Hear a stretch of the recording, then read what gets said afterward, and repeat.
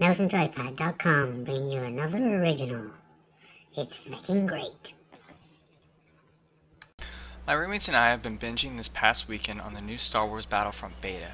Even though with only 2 multiplayer maps and a single-player survival and co-op map, we still managed to get the Star Wars experience of awe-inspiring fandom. The first map, Drop Zone, was an 8v8 with pods dropping from the sky by having the teams try to locate, capture, and defend. I found this to be a great map to build strategy between team members and having close quarter combat with no help from vehicle power-ups or hero powers. Just some old school shoot 'em up. The second map was on Hoth, a 20v20 match with the game mode Walker Assault. I adore the idea of fighting on Hoth and being on the battlefield with dogfights from above and AT-STs to AT-ATs blasting rebel soldiers to bits.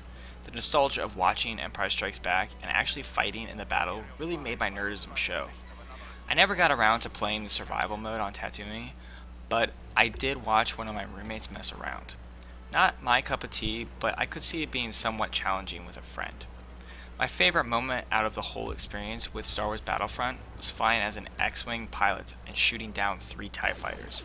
This was probably the most gratifying experience in the game thus far, and I can't wait for others.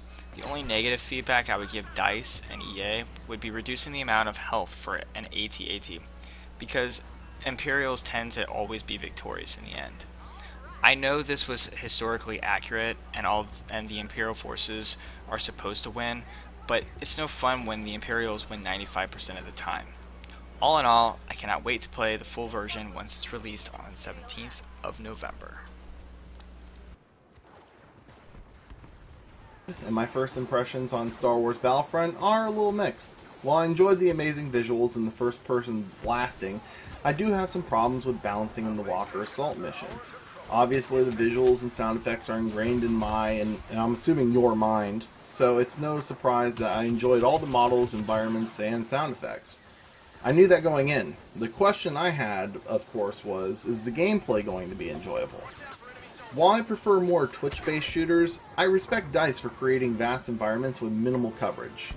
The Battle of Hoth is so much more engaging when you see how many soldiers and snowspeeders you can fit on that screen.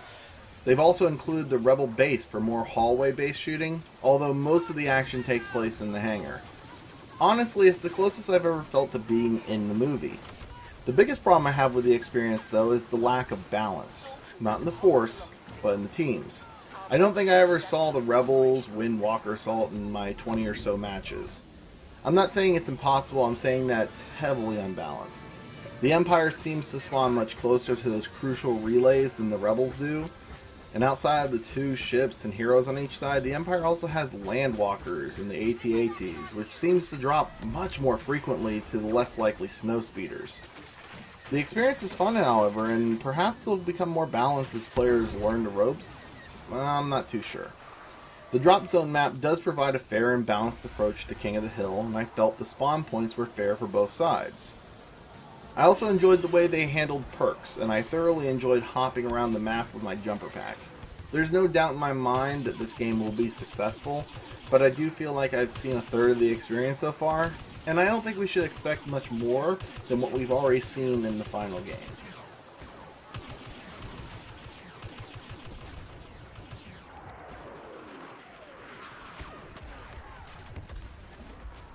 This past Thursday, the 8th of October, was a day I've been looking forward to for months. How big of a Star Wars fan am I? The actual ship classification for Millennium Falcon is a Corellian YT-1300 freighter. Yeah, that big. I had already been rehearsing my lines from A New Hope in preparation for flying the X-Wing in the Battlefront Beta. Lock S-foils in attack position. I'm going to cut across the axis and try and draw their fire. While the beta did certainly bring about some great nostalgia from the films, from the planet Hoth to hearing the sound of the blaster fire coming from the AT-AT, you may not want to get set up for your attack run just yet. As much as I love Star Wars, I found myself becoming bored with the experience after just a few short hours. I know it's a beta, but a beta this close to release should leave you hungering for more. I feel like I've played the bulk of this game already with just 2 maps and a single survival mission that I played. Walker Assault began to feel very limited in the ways that it could play out, and the weapons felt exactly the same, just with different skins. I felt like I practically had the same chance of hitting someone across the map with my blaster pistol as I did with my heavy blaster. In Walker Assault, the Empire felt grossly overpowered. Then again, maybe they should feel that way. I mean, after all, they are a galactic empire. On more than one occasion while playing as a rebel, I felt like that soldier on the beach in Saving Private Ryan, screaming, "They're killing us, and that ain't fair because we don't have a chance." The attitude quickly changed, though, as I found myself grinning while I blasted these rebel scum from my ATSD. Drop Zone wasn't bad, but equally I found myself bored after a time, even when I began to play with friends. The survival mission isn't something you haven't played before, holding off continuing waves of the Empire attacks that slowly increase in difficulty while you wait for extract. The beta was a good little bit of fun, but it's going to take a lot more than ancient weapons and hokey religions to get me on board. I loved playing Star Wars as a teen, and I rejoiced when I played Battlefront 2. It was an experience that was unlike anything that I'd played before. Now, I've followed the development of dicey Star Wars Battlefront for a while, and there are some aspects that fill me with a sinking feeling, the lack of a campaign being one. I thought that this new installment held a fair amount of promise, all things considered. Along with the other writers at Mouse N Joypad, I've jumped into the beta with what amounts to want and abandon. Where do I even begin? The graphics are astonishing. Whether I was running through canyons as a rebel soldier, fighting for control of drop pods, fighting side by side with a friend in the sole mission that we had access to, or storming the bastion of Hoth at the feet of giant AT-ATs.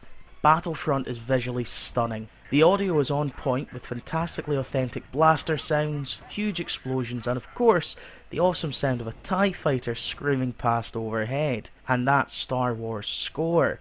It felt like DICE really tried to capture the feel of Star Wars, and superficially at least, they seem to have done a hell of a job. I always have to remind myself to be dubious when I play a beta. The snippets of gameplay that we have access to may, or may not, be a good indicator of the game as a whole. We won't know that until the game launches. My concern is that, from the 3 game types that I've played, Star Wars Battlefront doesn't feel like a Star Wars game. The gameplay is almost identical to Battlefield in mechanics and the fundamental gameplay. The beta almost feels like a Battlefield mod. An expertly designed one, but a mod all the same. For my money, the beta has been a disappointment. There's nothing wrong with the gameplay as such, but I fear for the longevity of the title. I got bored after just a few matches. I was frustrated beyond belief at starting as a bog standard noob and being instantly outclassed by players with jetpacks, sniper rifles and all kinds of upgrades. I dislike this method of progression as it means that if you don't pick the game up on day one, you'll probably be sadistically outclassed until you're able to grind enough to get halfway decent gear. This has been a reality check for me, and I will be entering the main game with a little more caution than I expected.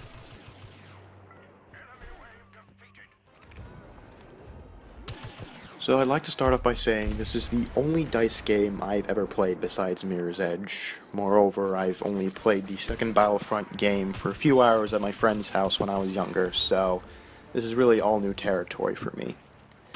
I got a chance to play the new Star Wars Battlefront Beta this Sunday, and I have to say for the most part I'm pretty impressed. The FPS controls are very intuitive, and I had a lot of fun playing. There are 2 multiplayer modes available in the beta. The first being Drop Zone. This mode is essentially a capture the objective mode, with the objective being to take control of various space pods that drop throughout the map. The side that captures the most pods wins the match. It's not all that original, but it is a lot of fun. Running to capture and protect your pod from enemy fire is an exhilarating experience, and it was the mode that I enjoyed the most. The second multiplayer mode was the Walker Assault mode, which I also liked a lot. The encounter takes place during the Battle of Hoth, with the Imperials escorting their AT-ATs to the Rebels' base, while the Rebels try to destroy the behemoths.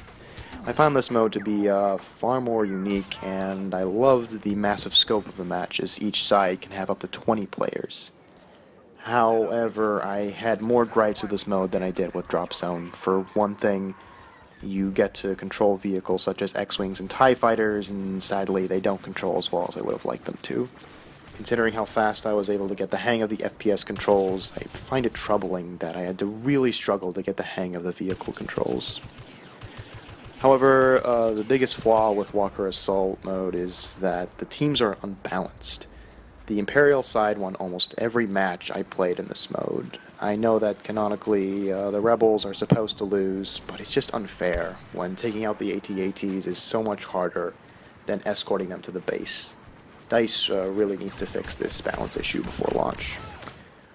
One other quick point, I played the survival mode once, and I have to say it was pretty underwhelming compared to the PvP modes. Hopefully with the full release we'll see more substantial single player and co-op content.